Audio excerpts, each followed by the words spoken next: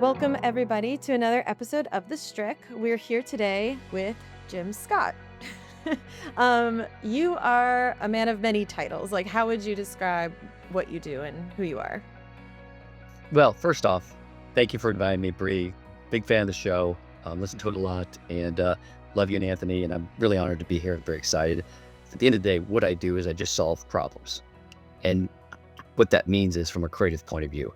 My background's a copywriter. Then I rose to creative director and got a bit of bigger title, a longer title, and take complex issues and try to figure out the best way to solve them in the most creative way, whether it's with words, pictures, video, or sound. I believe you started more on the radio and print side of things, like way back in the Yeah, days. exactly. When people did print Yeah, back in the day, yeah. I got my first internship about 30 years ago at a firm called Portinovelli, and started as a junior intern copywriter. And then I came up with a tagline for Procter& Gamble. They were launching something called Olean.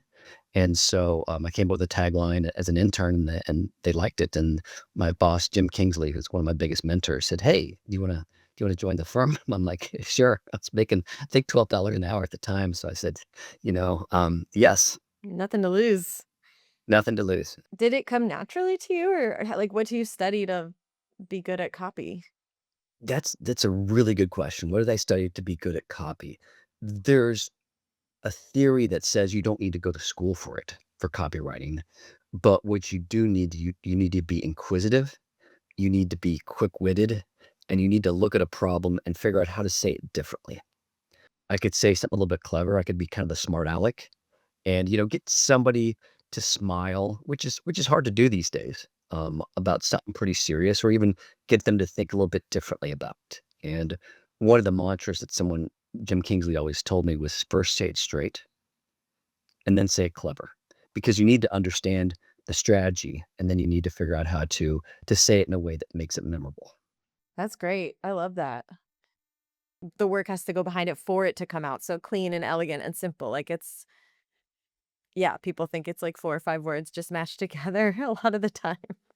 Well, there's that great story, and I don't know who said it, but it's one of the famous authors, and he was writing another famous author a letter, and he said, "Apologies, if I would have had more time, I would have written a shorter letter."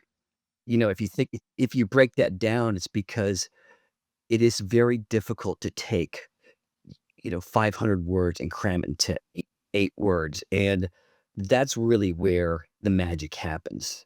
And people can be like, "What? Why would you do that?" But if you look at advertising and you look at the best communications, it really is that iceberg, and you just see the top, but you don't see all the stuff underneath there, because there's the strategy, there's the research, there's the insights, there's the messaging, there's the audience segmentation, there's the media, and then at the top, all you see is those, what comes on screen, and or what comes on print, or what comes on paper. And the best advertising is, when I say advertising, the best communications figure out a way to say something that can be very complicated, but in a emotional way that connects with the viewer, the reader, in a way that they feel engaged. And it's simple. So I'm sure when you sit down with a client, they have these visions and they have like so many things they need to tell you, but is there like a question you always start off with, or like a North Star that helps you sort of like Yes. dive into a new client? Love that question. Is there a North Star? I worked with a great colleague years ago. His name was Aaron Gitterman, and we worked at DDC Public Affairs together. And he would always say, "What's the strategy?" And when you unwrap that, or peel that layer back, what you're saying is, who are you talking to? What do we need to say? How do we need to say it? Where are we saying it? What's the message? And then it's like, what's the competition? What are other people saying? So before you really have to say anything, you have to understand what the history is and what the competition is, and what you need to tell people in a way so that they can get it and it doesn't come across as just like vanilla yogurt. So, like, for instance, this campaign that you shared with me about America's plastic makers, they're not like solving a problem. They're not going into your home and being like, your dishes are not quite clean enough. You tend to be bringing new ideas to people, that hoping to teach them something new, hoping to make them more aware of something. How Right. does that sort of like change the algorithm of what you're doing? how do we teach them something new about plastics, or how do we teach them something new about a different product or an issue? And that's, I spent Yeah. about the past 10 to 15 years working in the public affairs space, which I never knew existed when I started my career out. I just wanted to do cool stuff. And I found myself getting into public affairs because lo and behold, I live in, the DC metro area, and that's where all these issues are. And then you work for, even when you have clients like trade associations, they've got complex issues that they want to talk to legislators or stakeholders or consumers to help them understand, hey, listen, for example, you mentioned plastics. Well, the plastic industry has, some reputational challenges because people see plastics on the side of the road. But what they didn't see, and we talked about this a lot with great client, was having them understand, hey, what is the industry doing to make things more sustainable? They're not just pumping out plastic bags all the time. What they're trying to do is, you've got these innovators who are thinking about ways to be a lot more sustainable, and there are new technologies and new innovations that allow that. And so part of that is education to consumers and I say stakeholders a lot, but it's really constituents, legislators, so that when people look at what's happening when they see plastics, they can say like, oh, I didn't know the industry was doing this, because you hear all the negative stuff. And that's what we want to do, is we want to start a conversation where we want to make sure that our client's voice is heard in a way that's truthful, honest, and authentic. Hmm. Yeah, and I imagine, a lot of that work has to be about humanizing the people that are involved. Absolutely. And if you look, the one thing I find fascinating about public affairs is it's always like, hey, don't vote for this person, or this product's bad, or this issue's bad. It's always like, hey, there's a bad guy. And so what we try to do, if I'm working for a client that's portrayed as a bad guy or even a good guy, you want to go in there and say like, hey, how why is it happening, and how can you humanize it? Because the opposition often makes it more emotional. And as you know, the most emotional, most effective creative work is, the best, most effective work is emotional. The marketing campaigns that you are doing, that you have worked on, like, over the years, it's changed a lot. Like social media, obviously, we have like so much noise, so much noise. I'll like open my Instagram app to like do something specific, and then 20 minutes later, what was I doing? And then I don't remember any of it anyway. So how do you deal with all of that? Like how, like, first of all, just as it's evolved, like, over the years, if you were working in this industry when Facebook and Instagram, not even Instagram, when Facebook was first starting versus now, how does that all shake out? Yeah, another good question. So how do you think about social media in a way that's so much different? Because when I started my career, the internet was just coming of age, and that was about 30 years ago. And I remember writing websites and talking to my boss and showing him the copy and the designs. And he'd be like, "I don't even know what this is." The rules still apply. You still have to know the best way to look at something is to understand that it's still in somewhat transient, especially more social media, because it's just scrolling and scrolling. But if you're going to put something out there, you have to understand what the strategy is. And it's not just a one and done. And that's why, you know, people use the word content, because content is like a river. If you dam up that river, things stop, and then you don't get your message out. So it's helpful to have creative that has a good message, but you have to look at it, very brutally, in a way that says, how can we keep saying the same thing, but more exciting in different ways? And so that's where the flood of content kind of comes, that you keep pushing it out. But like I said, the rules still apply. Who are you talking to? What are you trying to say? And I'd also say that what I truly love about social media is the world's greatest research platform. When you read the comments, you can see what people think, or you can say like, "Oh, this post got 5 times as many hits." Then you analyze that. Why did that post get 5 times as many hits? Was it on a Monday? Was it during Super Bowl weekend and it had football players? So you take the data analytics about that and you really analyze the creative. Or maybe they just like the creative. So you're constantly learning. Yeah, in your iceberg Oh, Get the attention exactly. of different Segmentation. Mhm. segmentation of the population. Um, It's a $10 word that I'm trying to sound smart, Bree. That's all I care about. It's just sounding smart for you guys. I like it. It works better than whatever I was trying to say. But basically, my question is like, yeah, with social media, are you kind of always finding yourself breaking down the population based on the same things, whether it's by gender or age, or is it different depending on what your mission is? Y What we've gotten so good with social media is we can pinpoint pretty much anybody. With the teams that you work with, when you put together that social media, you can, and then after you've talked to that person, you have to ask yourself, "Is the person listening? Is the content engaging? Are you doing your job enough to reach them?" So that's why if you this is going to sound like old man advertising here, but if you look at how things were like 50, 60 years ago, there were only three networks, right?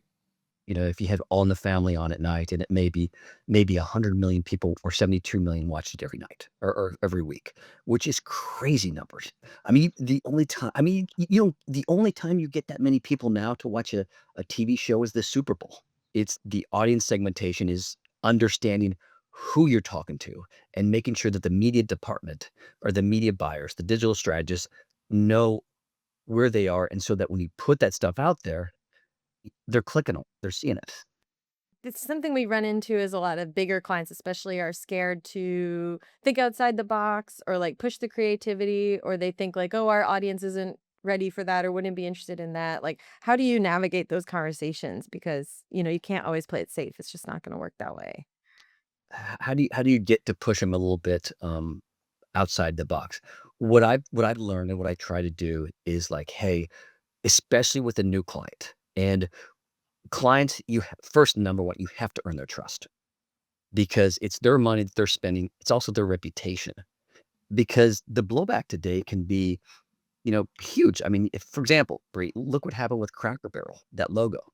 I think they tested it, but it was a disaster, and they thought they were doing the right thing. They hired the right people, but sometimes you just don't know what's gonna happen.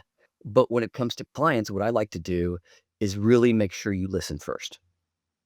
Get to understand their problem, their issue, and then when you deliver creative ideas, and this is what another mentor said, Mike Gallagher said to me. He said, "Listen, you set up the strategy, you talk about the research, then you go to positioning statements, and then the creative come ends at the end, and then it looks like it's logical order. Like, well, of course you have to go here because sometimes they'll go for it. Sometimes it's maybe it's appropriate, maybe it's not appropriate. But by building that relationship, then you can start to push the envelope a little bit more and see where things go. But it has to be at the end of the day on strategy. And I always say like, hey, if it's creative and it gets people to notice, then it's doing its job.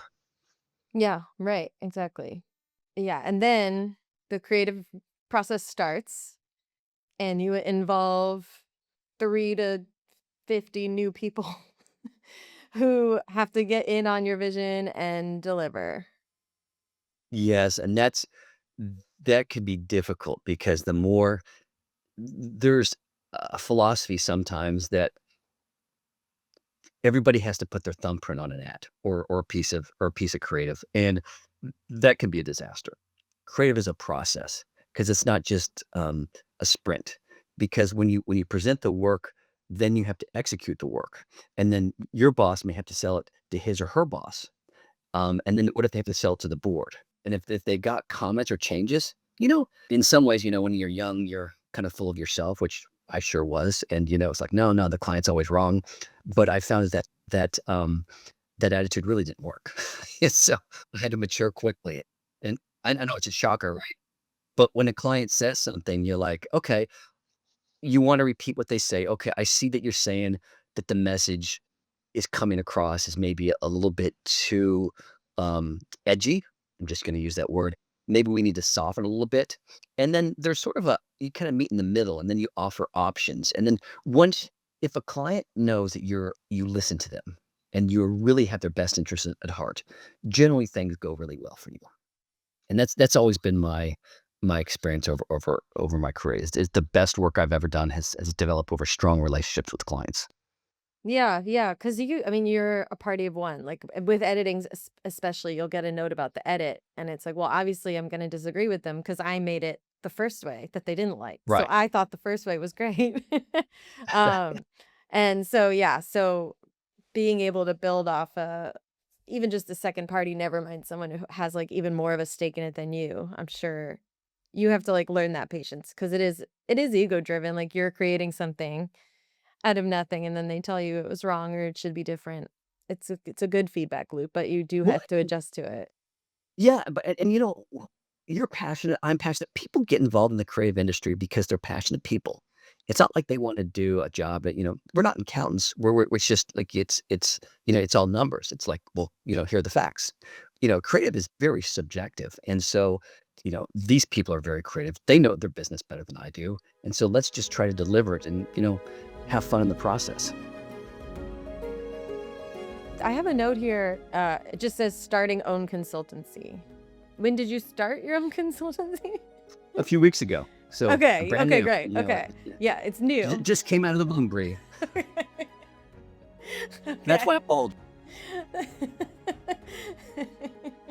What it really is I wanted to do something. I wanted to open my own shop in a way where it's not just be a freelancer, but go to clients who have like trade associates who have big issues and then say, try to do help understand those issues and solve them, first off, getting the right strategy, getting the right communications in order, and then lastly, going to the creative and then assembling a team for them that really helps reach their goals because we're living in crazy times right now.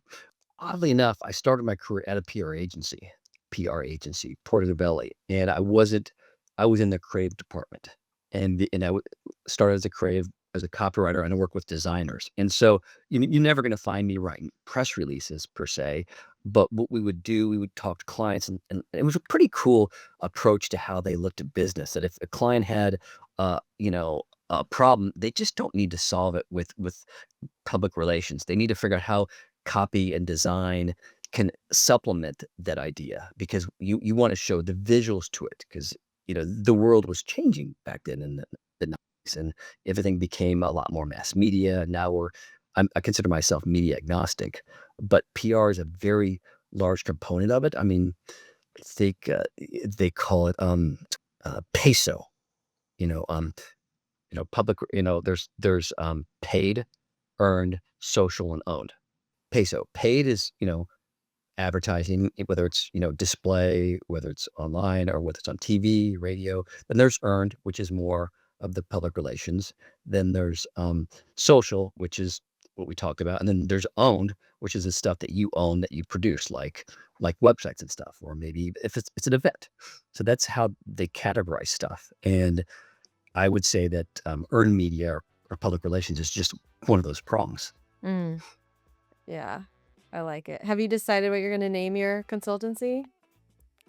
I've got a lot of names I'm working on, and I've got the funny thing is you want to have a name that is, I think, catchy and smart. Well, obviously, right? Or you could just have, give your moniker. Like, for example, my website used to be JSP Creates or Jim Scott Creates, but I wanted to be a little bit bigger. So what I'm thinking about is come up with I've got a bunch of different names, and I have to go to GoDaddy or a domain, buy it, and see if those names are taken. And when you look at names these days, man, it's just like they're bots buying names by the thousand every second I'm not and above everything. it. If I could time travel to 1990 and buy McDonald's.com, Amazon.com. Uh, anyway, we've got off track. When I was, I think, in the mid '90s, I went to the University of Missouri and got a master's in journalism, but really wanted to be in the advertising industry, and I took a bunch of advertising classes, and we read a lot of books, like the Mad Men era, like Jerry Delafemina. He wrote this book called "From the Wonderful Folks Who Brought You Pearl Harbor," and it was very tongue in cheek on what things were like in advertising. Then he said this which kinda I thought was, like, the greatest thing. He's like, "Hey, it's almost the most fun you can have without taking your clothes off." Um, and it epitomize what you could do with advertising. And the idea is that you can have fun, you can create ideas that can really change things. They can change brands, they can make people, um, feel not just better about themselves, but they can really improve their lives. And I've worked for a lot of clients over the years, like for National Heart and Blood Institute, where you talk about asthma, where you talk about high blood pressure, serious diseases, and the best way to reach them is through mass media. And so it's not like I've spent a lot of my career selling burgers, so it's been really helpful that I've been very fortunate to do some work on some pretty big accounts and have a nice career in something that, I've loved from day one. And, every day brings a new challenge, and I'm excited about the path ahead with the firm I'm starting. Yeah, really exciting to get to find clients and choose clients and hopefully continue what you're good at. Right, because, everybody has problems and everybody has issues, but, someone said to me, it's like, "Hey, what clients are really looking for is magic." Hmm. They think that what we're gonna do, and, I know you see it on a day-to-day basis because I always tell clients when I present work to them, it's like Christmas morning. They've been waiting, they go through all these meetings all day long, Yeah, all week long, and they're yeah, not fun meetings. Maybe they're about staffing or they're board meetings or, research meetings, and then you present to them the distillation of their yeah, problems. yeah. How can you solve them? And it's a gift. And I'm like, I'm so excited here. I'm so lucky to be a part of this. So I hope you love what you do. I hope you love what you're seeing. Love that. The PR Christmas. I bet that's not taken. PRChristmas.com. Exactly. But you know what, though? In some ways, that's good because that's what we do. We take that complex stuff and we simplify it. It's that stuff you take the obtuse, the obscure, and make it relevant. Great. Thank you so much for coming on today. It was really, really fun to. There's so many little quips that I'm going to try to remember. Really, I really want to store those away. Really great talking to you. Bree, it was a pleasure. Real honor to be on the show. Love the script, and I'll do whatever I can to make sure it gets seen and heard by as many people as possible. No.